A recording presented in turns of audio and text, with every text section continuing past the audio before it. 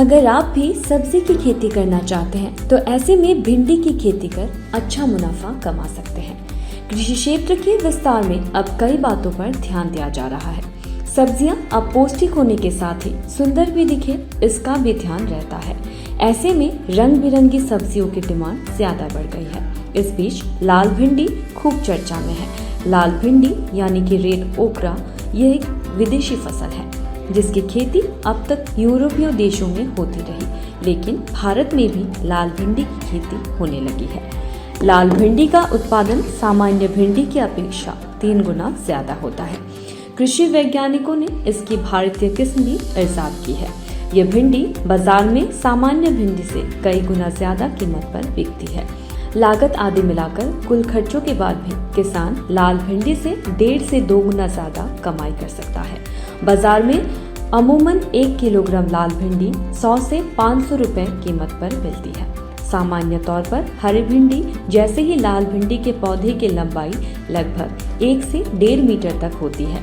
लाल भिंडी की खेती खरीफ और रबी दोनों मौसम में होती है। पौधे को बारिश की ज्यादा जरूरत नहीं होती, इसके लिए सामान्य बारिश काफी होती है। अधिक गर्मी और अधिक सर्दी अच्छी नहीं होती। सर्दियों में पड़ने वाला पाला खेती को अधिक नुकसान पहुंचाता है। पौधों को विकास के लिए दिन में लगभग 6 घंटे तक धूप की आवश्यकता होती है। खेती के लिए जीवांश और कार्बनिक पदार्थ युक्त बलुई दोमट मिट्टी सबसे सर्वोत्तम होती है। अच्छी पैदावार और गुणवत्तापूर्ण फल के लिए उचित जल निकास और भूमि का पीएच मान 6.5 से 7.5 के बीच होना चाहिए। देश भर में लगभग सभी जगह लाल भिंडी की खेती की जा सकती है। लाल भिंडी की खेती हरी भिंडी की तरह साल में 2 बार की जा सकती है। फरवरी के पहले सप्ताह से मार्च अंत तक और जून से जुलाई माह तक इसकी खेती की जा सकती है। इस किस्म का रंग बैंगनी और लाल होता है। लाल भिंडी की खेती की तैयारी कैसे करें?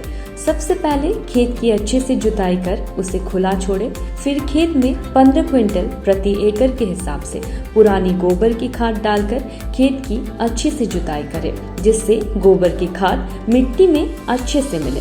फिर खेत में पानी छोड़कर खेत का पलेव करें। पलेव करने के 2-3 दिन बाद जब भूमि ऊपर से सूखने लगे तब खेत की फिर से जुताई कर उसमें पाटा चला दे ताकि खेत समतल हो जाए। सिंचाई और उर्वरक प्रबंधन मार्च में 10 से 12 दिन, अप्रैल में 7 से 8 दिन और मई जून में 4 से 5 दिन के अंतर में करें। बरसात में यदि बराबर बारिश होती है तो सिंचाई की जरूरत नहीं पड़ती।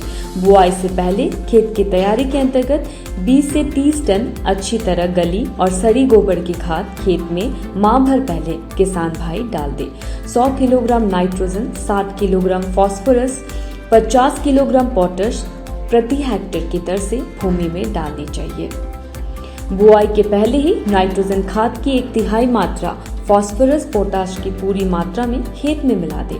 शेष बची हुई नाइट्रोजन की मात्रा 2 बार खड़ी फसल में एक समान रूप से टॉप ड्रेसिंग करें।